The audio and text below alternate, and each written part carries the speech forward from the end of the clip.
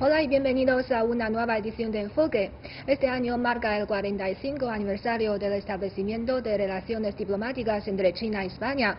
A lo largo de estos años, los intercambios personales y culturales entre los dos países se han intensificado mucho. ¿Cuáles son los resultados de estos intercambios y de qué forma pueden acercarse más los dos pueblos? Para hablar sobre estos temas, hoy en el estudio tenemos como invitados a Song Xiaoxi, gestora turística y cultural de la agencia de viajes Rosy Holidays. Bienvenida. Muchas gracias. Y también nos acompaña el señor Edgar Cueva, reportero de CGTN. Bienvenido. Muchas gracias, un placer para mí. Gracias. Sabemos que Xiaoxi vive en España y Edgar es español, pero está trabajando en China. Entonces, para empezar me gustaría saber cuáles son sus impresiones sobre los intercambios entre los dos países a lo largo de estos años, Xiaoxi.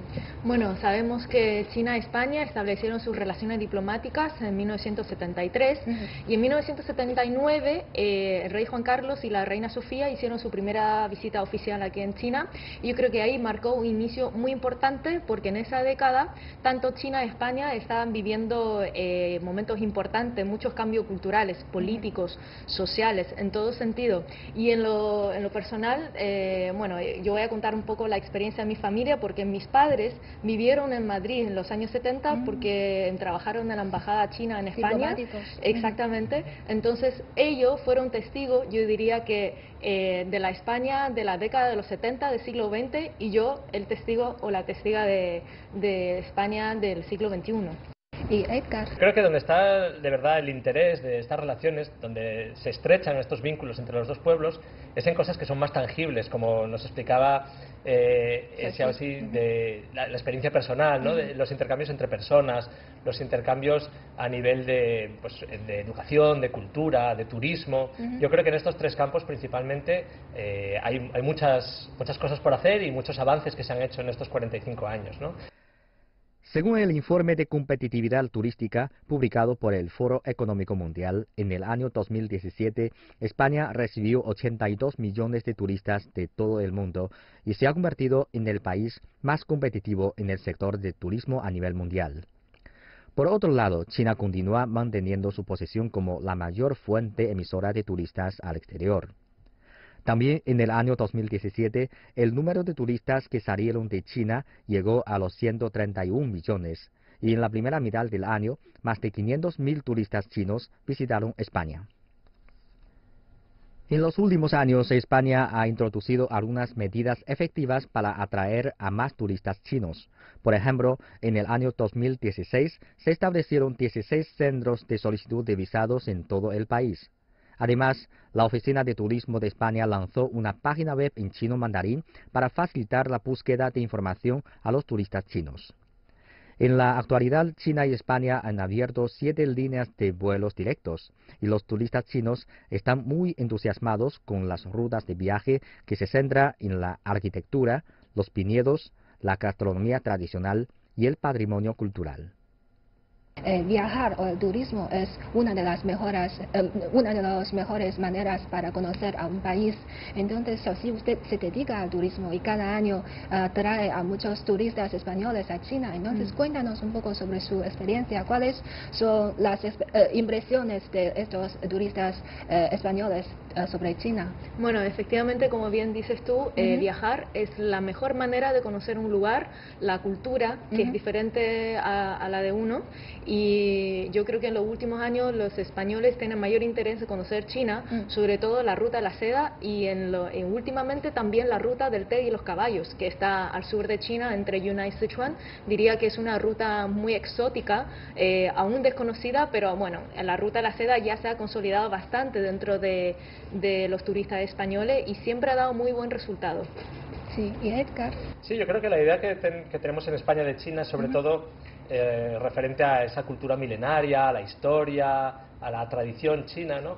Y yo creo que luego también hay mucho desconocimiento. La gente cuando llega a veces se lleva una sorpresa, ¿no? de encontrarse con este país moderno, que ha evolucionado también muy rápido, que tiene trenes de alta velocidad, conexiones con aeropuertos modernos, aplicaciones móviles que usamos cada día. Yo creo que eso es lo que en un primer lugar atrae a los turistas españoles, pero luego se encuentran con otra realidad, que es la que luego cuentan a la gente: oye, pues China no es como yo me esperaba, tiene otras cosas muy interesantes, y por eso es es muy importante, ¿no? El que cada vez haya más turistas que vengan, lo conozcan y por el boca a boca se vaya conociendo lo que es la China real, que tiene esa parte histórica, milenaria, tradicional, pero también toda la China contemporánea con sus avances y su tecnología, ¿no? Y la cara de sorpresa que tiene la gente es increíble, porque cuando van a la parte de oeste, Xinjiang en China, y luego viajan a lo largo de China desde el oeste hasta este, cuando llegan a Beijing, es totalmente diferente. Y eso también es parte de la ruta de la seda. Cuando llegan a Xi'an, ve la parte milenaria, tradicional, y cuando llegan a Pekín, ve la parte moderna.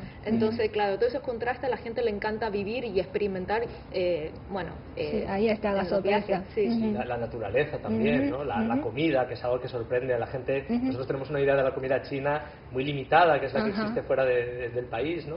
Pero cuando llegas aquí ves toda la variedad de sabores, de diferentes tipos de comida que no conocemos. Entonces es siempre una sorpresa, sorpresa agradable, por supuesto. Exactamente. Y al mismo tiempo muchos chinos, cada año millones de turistas chinos están saliendo del país y visitar a otros países, y España es uno de los destinos más favorables, más famosos para los turistas chinos. Últimamente estoy leyendo un artículo que en España se está haciendo famoso el turismo de literatura, y muchos turistas chinos eligen las Islas Canarias como su destino porque una escritora famosa de China había vivido ahí. Entonces, no sé si conoce este proyecto. Sí, se trata de una ruta de San Mao, la ruta literaria que está haciendo La Palma específicamente, porque San Mao fue una escritora muy famosa en los años 70.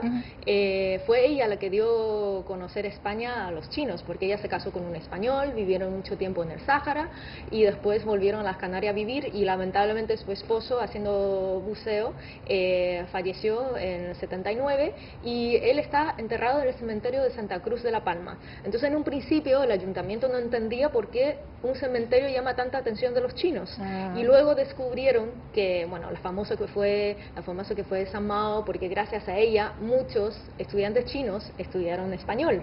Entonces, de ahí la importancia, y hace poco el ayuntamiento está sacando un proyecto de turismo literario, vincular a San Mao con la isla de Palma.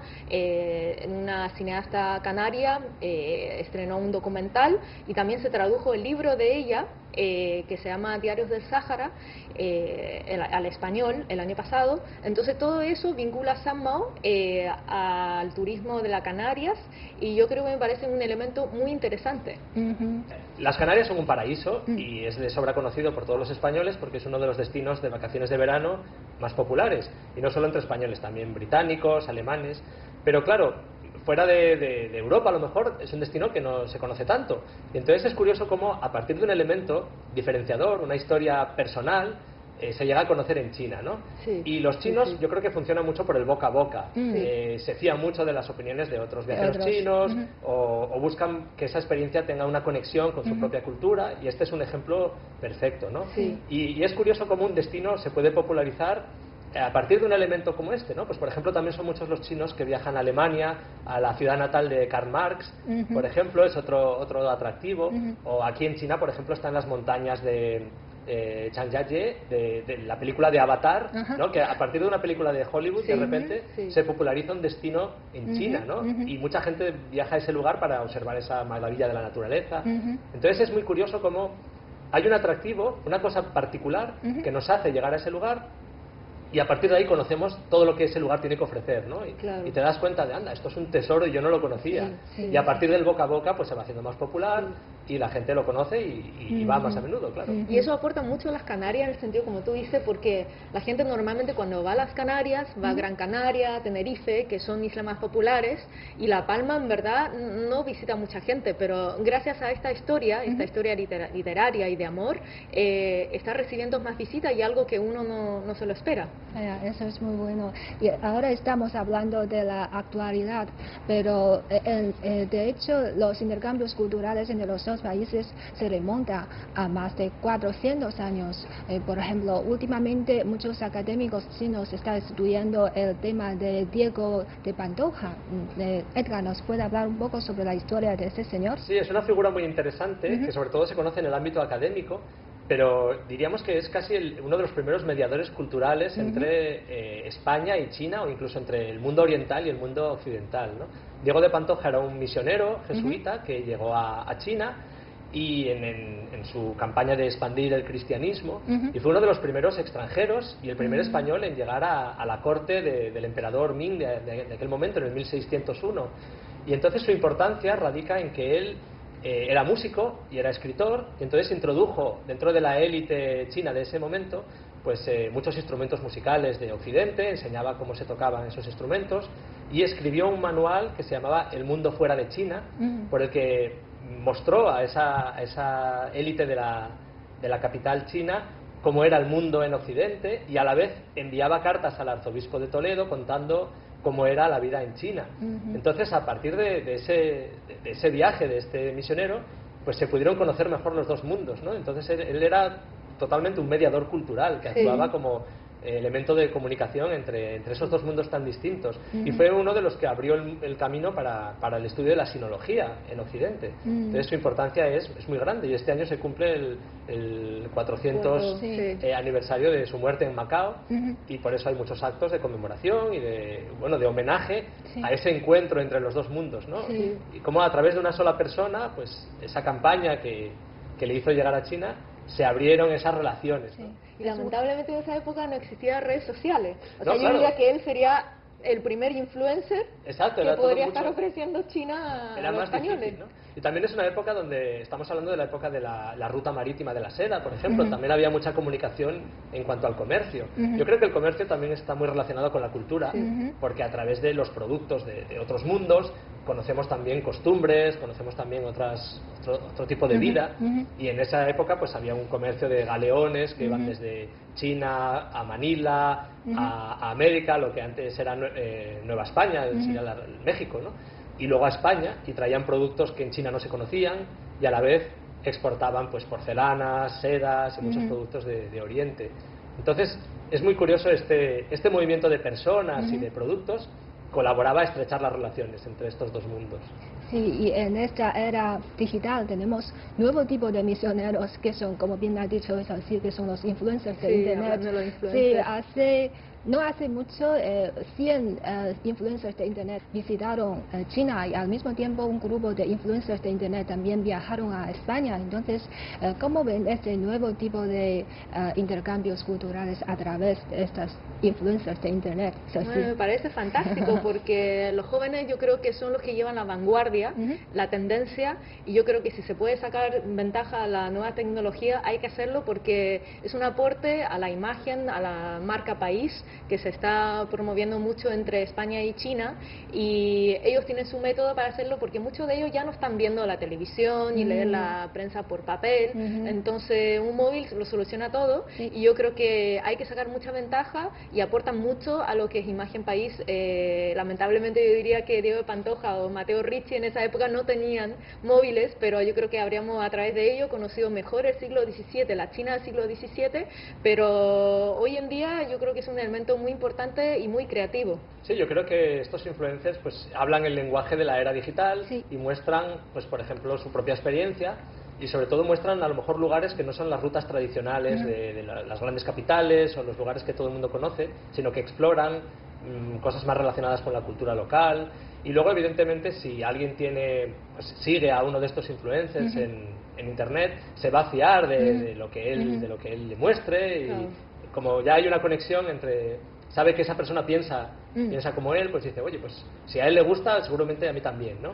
Yo creo que hay dos tipos de viajeros principalmente, unos que son los que quieren descubrir lugares desconocidos o lugares más vírgenes y ser los primeros en acudir ahí, pero hay otros que prefieren fiarse un poco de opiniones de alguien que le pueda recomendar. Es mucho más actual, más fresca la información. Sí, entonces yo creo que ellos tienen esa influencia en la gente, ¿no? Y sobre todo los más jóvenes, que son los que son viajeros independientes, que a lo mejor huyen más de estos viajes en grupo tradicionales y buscan la información por sí mismos. Entonces, a través de las redes sociales y las aplicaciones móviles, pues descubren estos lugares a través de estas personas que piensan como ellos, y es una estrategia de marketing perfecta, ¿no?, para promocionar nuevos destinos turísticos. Sí, y lo entretenido de esto es que sea una herramienta de marketing muy poderosa, porque ellos, entiendo que estos jóvenes vienen del área, son músicos, algunos son artistas, son de diferentes profesiones, entonces a través de la visión de ellos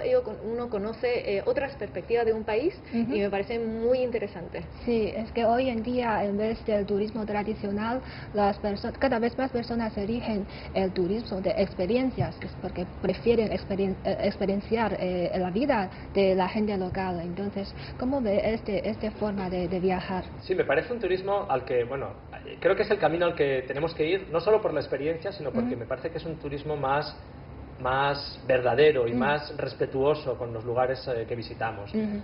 Los lugares a los que viajamos no deberían ser un escaparate que está puesto ahí solo para nuestro disfrute. Son lugares donde vive gente, son lugares donde hay una vida aparte de esa visita turística. Entonces yo creo que el turismo de experiencia se basa en participar en la cultura local, participar también en el ritmo de los lugares a los que vamos. Por ejemplo, si viajas a España y solo te bajas del autobús para hacer fotos, yo creo que no llegas a captar la esencia de lo que es ese país, ¿no? Te tienes que tomar un café en una terraza, observar la vida en la calle. Ese tipo de experiencias yo creo que se quedan grabadas dentro de uno. De hecho, este turismo empieza desde el momento en que preparas el viaje, que buscas tú la información, luego vas, lo experimentas y luego se te queda grabado como parte de ti, ¿no? Por eso se llama turismo de experiencias, es una experiencia vital. Personal, más profunda. Claro. Y por ejemplo, pues algunos ejemplos pueden ser, mismamente el Camino de Santiago, por ejemplo, en España, que todo el mundo dice que el camino es una peregrinación que tenía un origen religioso, pero ahora la gente dice el camino es la gente, el camino es la gente que te encuentras durante ese viaje, es la experiencia de cada día. O por ejemplo, muchos turistas que llegan a China, por ejemplo en Beijing, pues se quieren alojar en los hutongs, en estas callejuelas tradicionales de la China antigua, probar la comida local. No sé, por ejemplo, si viajas a Latinoamérica, pues participar en algún taller de artesanía con grupos de la cultura indígena. Es decir, tener una experiencia mucho más profunda, que te llegue y de la que te acuerdes el resto de tu vida, ¿no? Sí, absolutamente, porque también es cierto que también con la globalización, cuando uno llega a un sitio turístico, a que van todo el mundo, no hay algo que se diferencie, porque ahí está todas las tiendas, las cafeterías, el restaurante de franquicia. Entonces yo diría que en lo personal debería uno también perderse en el autobús, ir a un lugar residencial que no van los turistas, uno se sienta a comer y que se comunique por gestos con la gente del restaurante y que vayan solamente a conocer los locales. Yo creo que también, como dices tú, una experiencia personal que es única. Sí, y yo creo que para potenciar este tipo de turismo pues hay que fomentar los viajes independientes, a lo mejor en contraste con los viajes en grupo, también desestacionalizar, que no todo el mundo viaje en la misma época, que la gente, por ejemplo, aquí en China hay unas épocas en las que todos los turistas viajan, pues si la gente puede viajar en épocas que no sean de turismo tan masivo, podrá experimentar ese lugar de una forma más natural y más local. Y luego pues que es mucho más sostenible, es mucho más ecológico. Yo creo que se respeta mucho más la cultura local y a la vez eso es muy especial para la experiencia de uno mismo. Otro tipo de turismo que ahora está haciendo famoso, que es el turismo deportivo, que también es una forma de conocer un país. Edgar, ¿conoce este producto? Sí, en el caso de España, por ejemplo, es muy importante porque España, a través del fútbol, por ejemplo de la Liga de Fútbol de España o del Mundial de Fútbol de Sudáfrica en 2010, que de repente supuso un hito para la marca España, a través de un elemento diferenciador como es el fútbol, también se atrajo a un gran número de turistas y se captó la atención de todo el mundo, ¿no? Oye, el fútbol en España pues es muy bueno y eso también favorece el turismo. Es también un tipo de turismo experiencial. Y por ejemplo hay una historia muy emotiva y muy curiosa, que es la del Real Oviedo, el club de mi ciudad en Asturias, que tuvo una crisis financiera y se hizo una campaña a nivel mundial para que la gente colaborara, los accionistas compraran acciones y ayudaran al club. Y eso tuvo una respuesta muy grande, por ejemplo, en China. Aquí se creó una peña de aficionados chinos al Real Oviedo y fueron muchos los accionistas que colaboraron con dinero para salvar el club. Y entonces eso les da una parte de... Este club también es algo mío, ¿no? Y entonces es esa conexión que va desde lo humano, desde lo personal. Y entonces muchos turistas chinos pues ahora conocen el Real Oviedo, conocen el fútbol de España quieren viajar allí para conocer el club, para conocer el estadio, para ver los partidos de la liga. Y lo curioso es que esto solamente es un elemento de atracción, porque una vez que llegan a España van a descubrir todo lo demás, van a descubrir la naturaleza, van a descubrir la gastronomía, van a descubrir las gentes. Entonces es un elemento diferenciador que les hace poner la atención en España en este caso, pero a la vez luego amplían para conocer toda la esencia de este destino turístico, ¿no? ¿Sí conoce este tipo de turismo? Sí, he conocido también intercambios más bien deportivos, porque entiendo que en China están organizando muchos campamentos de verano para llevar a los niños o los padres que quieran que los niños sean futbolistas o al menos tengan una experiencia en fútbol, que vayan a los clubes de fútbol en España y pasan el verano ahí, intercambian conocimientos, aprenden un poco de español y sobre todo jugar en la cancha en España con chicos españoles. Entonces, porque de esa manera también mejoran su nivel y yo creo que es un intercambio muy importante, un aporte en este momento al intercambio cultural. Además del turismo, el aprendizaje del idioma es otro factor muy importante para los intercambios culturales, y este año, a partir de septiembre, los chicos de las escuelas secundarias en China ya pueden estudiar el español en sus escuelas. Entonces, ¿cómo ven esta nueva política de enseñanza del idioma español en China, Edgar? Bueno, yo creo que indudablemente las lenguas son un puente directo para conocer otra cultura, ¿no? Y estamos hablando del español, que es el segundo idioma por por número de hablantes nativos después del chino. No es un idioma minoritario, es un idioma que une a muchísimas culturas, a muchísimos países. Entonces, claro que me parece estupendo que los estudiantes chinos tengan acceso a aprender más español, porque esto nos va a hacer conocer ya no solo una lengua, sino la forma de pensar de toda una comunidad, de todo el mundo hispanohablante. Entonces, nos conecta de una forma muy directa. Tú piensas que cuando aprendemos un idioma, a veces lo hacemos por motivos prácticos, pues porque hay unas salidas profesionales o porque es bueno para los negocios, pero muchas veces nos acercamos a un idioma por algo más emotivo, más desde el corazón, pues porque nos gusta una cultura, una música, pues porque queremos conocer más sobre esas gentes, cómo piensan. Entonces, hay muchos aspectos, pero casi siempre son a través de esos elementos culturales, ¿no? Y yo creo que es muy importante porque nos conecta de una forma muy directa y nos hace conocernos mejor. Igual que aquí van a estudiar más español, en otros países cada vez se está estudiando más chino, y también nos hace conocer más cómo piensan los chinos, romper estereotipos, romper prejuicios que a lo mejor vienen de ese desconocimiento. Entonces el idioma para mí es fundamental, claro. Sí, y sobre todo, por ejemplo, en China antes había una percepción cuando uno dice, hablo español, entonces sería como Xiaoyuzhong, que significa una lengua minoritaria, ¿no? Pero en verdad no, porque es la segunda lengua más hablada del mundo y según la reciente estadística del Instituto Cervantes, hoy en día hay 577 millones de personas que hablan en español. Entonces, no es una cifra menor. Entonces, evidentemente, como dice Edgar, es una herramienta de conexión a nivel cultural y no solamente para hacer negocios, sino que conecta emociones y te permite conocer mejor la cultura de otros. Sí, es como abrir una nueva ventana en el corazón de las personas. ¿Y qué tal en España? Muchos españoles quieren estudiar el chino, Edgar. Yo creo que en España siempre ha habido mucho interés por esa historia de China, la cultura milenaria, tradicional, las artes marciales. Siempre ha habido mucha gente que ha tenido este interés. Y ahora, evidentemente, en la era digital, pues es mucho más fácil acceder a información, las conexiones son más fáciles, es más fácil viajar a China y conocer de primera mano toda esa cultura. Entonces también facilita también que estas personas que tienen interés por la cultura puedan aprender la lengua y puedan viajar aquí y experimentar la vida de aquí. Yo creo que la mayoría de las personas que estudian chino ahora, que es un idioma que cada vez tiene más demanda, pero casi todos son más niños y jóvenes que a veces incitados por los padres, pues dicen, oye, este es el idioma del futuro. Útil. Sí, va a ser muy útil para tu desarrollo profesional. Pero ya no es solo el idioma, ¿no? Es también, por ejemplo, a través de los institutos Confucio, se aprende la cultura, hay un montón de actividades relacionadas con las festividades chinas. Entonces esto es algo que poco a poco nos va uniendo más, porque vamos conociéndonos, vamos rompiendo esos estereotipos, no vamos viendo la cultura china como algo ajeno, algo desconocido, sino que formamos parte de ello, ¿no? Participamos también al estudiar el idioma. Y es mi mismo caso, yo llegué aquí a China estudiando chino por todos los programas de becas del gobierno chino, con la Fundación ICO de España. Por eso es tan importante la cooperación a nivel educativo, porque a mí me atrae venir a China a estudiar chino, pero al final acabo conociendo la cultura, me acabo enamorando de muchas cosas de aquí y al final te conviertes en un mediador cultural también entre estas dos culturas, ¿no? Así es.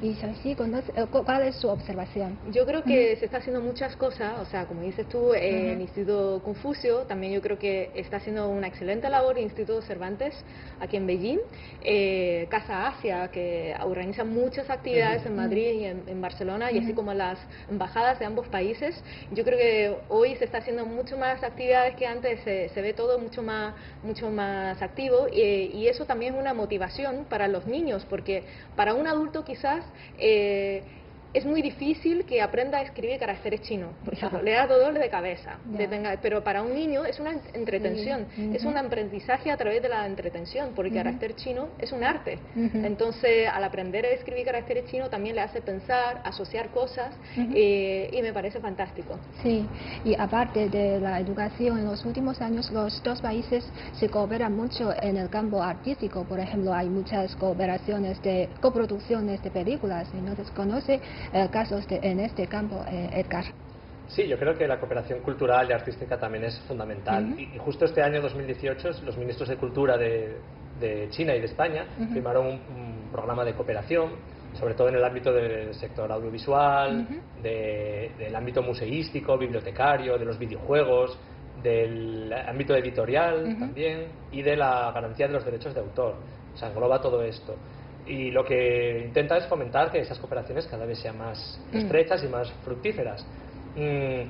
Creo que, por ejemplo, podemos destacar la labor del Teatro Real de Madrid, que forma parte de la Alianza Internacional de Teatros de la Ruta de la Seda, y entonces ha hecho muchas cooperaciones con el Centro Nacional de Artes Escénicas de aquí de Beijing, por ejemplo, en el intercambio de proyecciones de óperas tradicionales europeas aquí en China y óperas chinas en España, y también realizan visitas guiadas en chino, tienen también un montón de folletos informativos y material dedicado al público chino. Y luego este año pues hay un montón de actos con motivo también de este 45 aniversario de Relaciones Diplomáticas, como por ejemplo el tercer Congreso Mundial de Gaudí, que se va a celebrar en Beijing, donde va a haber también exposiciones sobre Dalí, sobre Tapies, pintores españoles. Es decir, en muchos ámbitos se están estrechando también estas relaciones, y creo que es muy importante para conocernos, para conocer otro tipo de expresiones artísticas y para hacer cosas en conjunto, ¿no? Y yo quisiera también agregar que el año pasado se estrenó con éxito la película española Contratiempo, que le fue muy bien en Beijing. Yo creo que ni el realizador se iba a imaginar que una película, claro, y a mí también me sorprendió, porque normalmente, no sé, en mi época, para ver una película española en pantalla grande, o uno tiene que ir al Instituto Cervantes o esperar el Festival de Cine Europeo, hablando en Beijing sobre todo, pero uno nunca se iba a imaginar que una producción de ese índole iba a ser tan exitoso aquí en Pekín. Yo creo que ahí también marcó el inicio, porque antes era un sector de culto que, no sé, que uno hable de Almodóvar, de Amenábar, de Alex de la Iglesia, pero hoy sí que el cine español puede ser a nivel de tan popular como una película Hollywood o una película de gran producción china. Bueno, hemos hablando mucho sobre estos éxitos de los intercambios culturales entre China y España. Entonces, para finalizar, ¿tiene algunas sugerencias para que podemos profundizar aún más este intercambio, Xiaoxi? Yo creo que para que dos culturas se conozcan mejor es imprescindible evitar los estereotipos. Porque los estereotipos, exactamente, los estereotipos crean prejuicio, y a partir de ahí uno se crea una idea errónea de un país. No es que una persona no representa la imagen de su país, así como la imagen de un país no representa individualmente a cada persona. Sí, hay que tener más tolerancia y curiosidad. Exactamente. Sí, simplemente eso, las relaciones que sean siempre de respeto hacia el lugar que visitas, de igual a igual, de conocer la cultura local, y que viajar no es solo visitar un lugar, es algo de crecimiento personal, ¿no? Cuando tú participas de la cultura de un lugar, ya no vuelves a ser el mismo. Esa cultura forma parte de ti también. Sí, sí, sí. Y también pienso que también hay que motivar a la gente de